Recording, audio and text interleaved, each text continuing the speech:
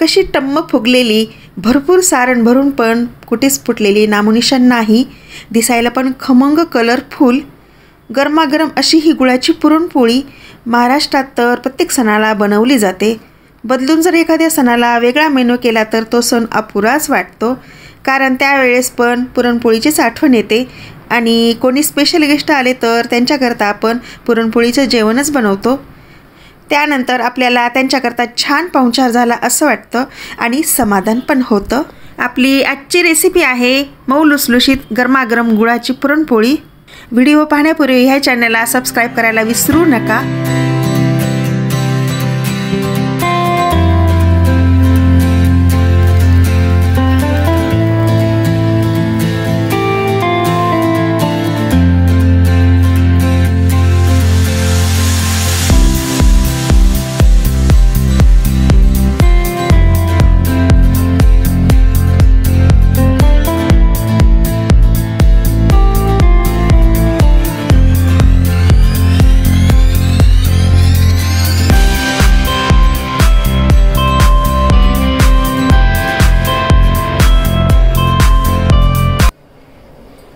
राजश्री रेसिपीमध्ये आपल्या सगळ्यांचं मनपूर्वक स्वागत करते. आज आहे होळी सण. होळी सणाच्या तुम्हाला खूप खूप मनापासून शुभेच्छा. होळी सण म्हणला की पुरणपोळी तर झालीच पाहिजे. मी आज एक तुमच्याशी पुरणपोळी शेअर करणार आहे, ती आहे गुळाची पुरणपोळी. चला तर मग आता वेळ न लावता आपण रेसिपीला सुरुवात करूयात. पुरणपोळीसाठी 500 ग्रॅम हरभरा डाळ घेतली. ती 2 ते 3 वेळेस वापराच्या पाण्याने स्वच्छ धुवून घ्यायची आणि चौथे पाणी हे पिण्याचे घ्यायचे.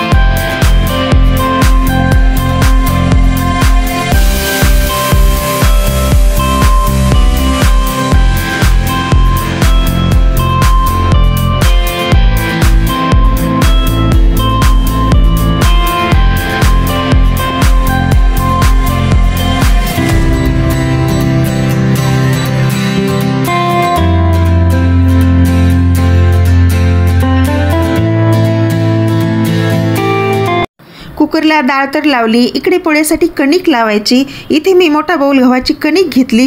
कणकीची चिकनाई वाढवण्यासाठी एक छोटा बाऊल मैदा घेतला. मैदा खूप कमी घ्यायचा आहे, कारण मैदा जर गव्हाच्या पिठाच्या समप्रमाणात घेतला तर पोळ्या वायतड बनतात. फक्त चिकनाईसाठी कमी प्रमाणात घ्यायचं आहे. कणिक ही सोजीच्या चाळणीने चाळून घेतली. कणकेमध्ये मैदा मिक्स करायचा. त्यासोबत 1 चमचा हळदी पावडर घालायची. हळदी पावडर घातल्याने पोळीचा कलर हा खमंग दिसतो, म्हणून हळदी पावडर घालायची. हळदी पावडर सोबत मीठ पण घालायचे. मिठाचे प्रमाण हे व्यवस्थित घालायचे आहे. हे सर्व मिक्स करायचं आणि त्यामध्ये थोडे थोडे पाणी घालून कणिक तिंबून घ्यायची. कणिक ही घट्टसरच बनवायची.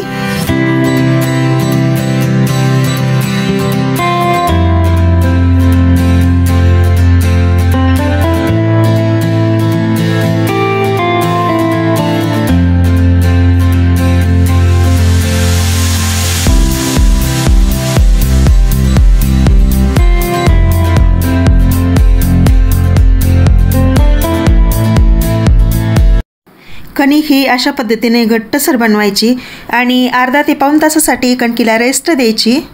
त्यासाठी एक स्वच्छ धुतलेला कपडा घेऊन तो ओलसर करून कणकेवरती झाकून ठेवायचा.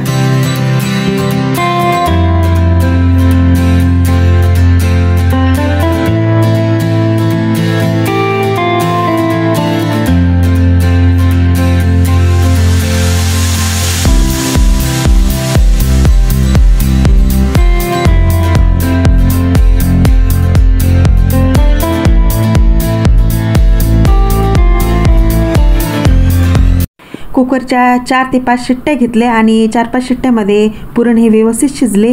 आता पुरणाला चटका द्यायचा। डाळीमध्ये पाणी व्यवस्थित घातल्याने डाळ पण खूप छान शिजली, कच्ची राहिली नाही किंवा करपली नाही। यामध्ये आता गूळ मिक्स करायचा। गूळ मिक्स करून पुरणाला चटका द्यायचा। डाळीपेक्षा गुळाचे प्रमाण हे कमी घ्यायचे, कारण ही पोळी सगळ्यांना चालणारी आहे। अगदी डाएटवाले आणि शुगरवाले पण खाऊ शकतात। डाळ ही 500 ग्रॅम आहे तर गुळाचे प्रमाण 300 ग्रॅम घ्यायचे, म्हणजेच परफेक्ट प्रमाण होतं। गूळ पण ताजा आणि फ्रेश आहे। कलर पण पाहायचा। गूळ हा केमिकल विरहित आहे, एकदम गडद काळपट चॉकलेटी आहे, ताजा आणि फ्रेश आहे। आता हा गूळ डाळीमध्ये मिक्स करून तो एकजीव करून 10 ते 15 मिनिटे व्यवस्थित त्याला चटका द्यायचा पुरणाला।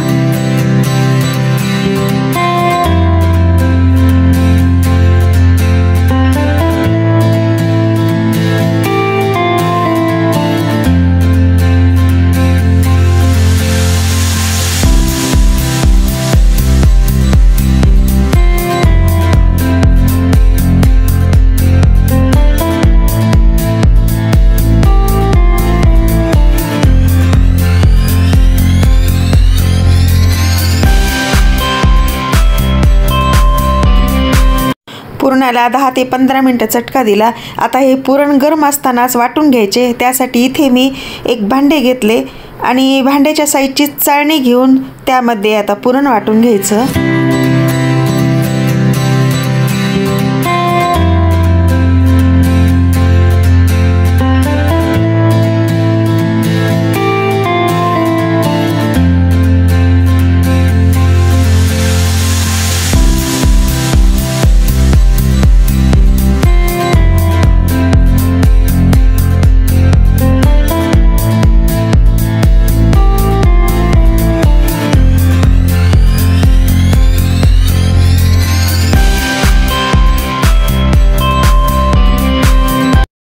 अर्धा ते पाऊण तास झाली कणिक तिंबून, त्यावरचा आता कपडा काढून घ्यायचा। कपडा पण ओलसर असल्यामुळे कणकीला कसलीच हवा लागली नाही, उलट कणिक ही मऊ पडली।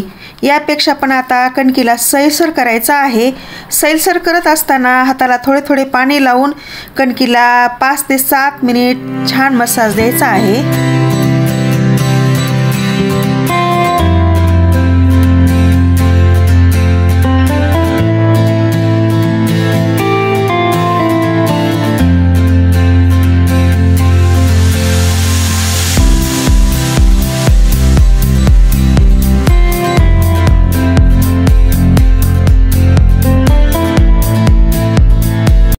पाण्याने तर मसाज करून सैलसर केली कणिक।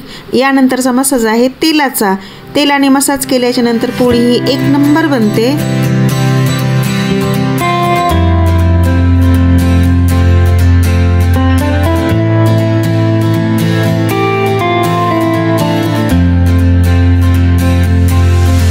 कणिक तयार आहे, पुरण तयार झाले। आता बनवायची पुरणपोळी।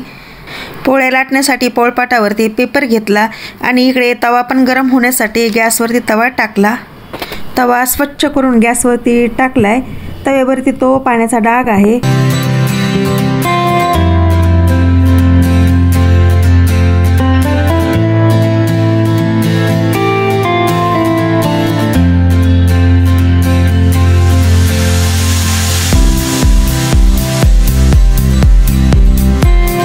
पोळी बनवण्यासाठी पिठाचा मीडियम साईजचा गोळा घ्यायचा।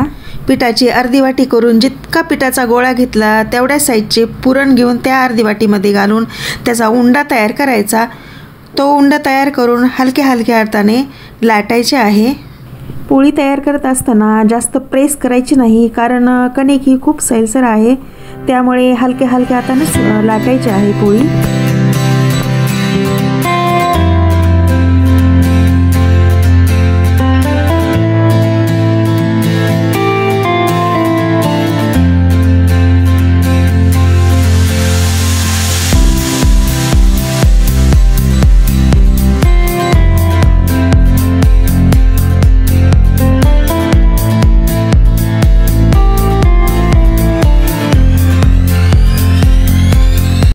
पोळी हलक्या हलक्या हाताने लाटल्यामुळे व्यवस्थित बनली।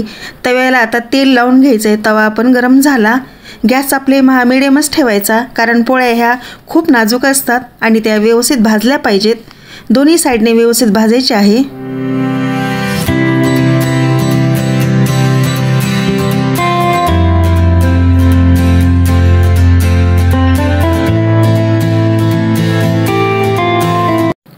कशी मस्त झाली, तोंडात टाकताच विरघळणारी ही पोळी तुम्ही गरमागरम दुधासोबत किंवा तुपासोबत सर्व करू शकता.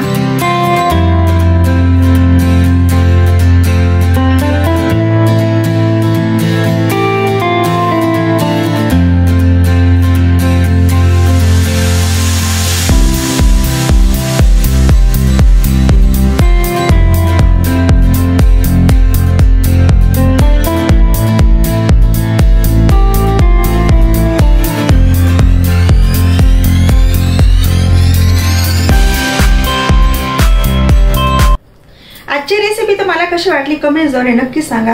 ह्या चॅनलला कुणी सबस्क्राईब केलं नसेल सबस्क्राईब करून घ्या आणि व्हिडिओ जर आवडला तर लाईक आणि कमेंट्स करायला विसरू नका.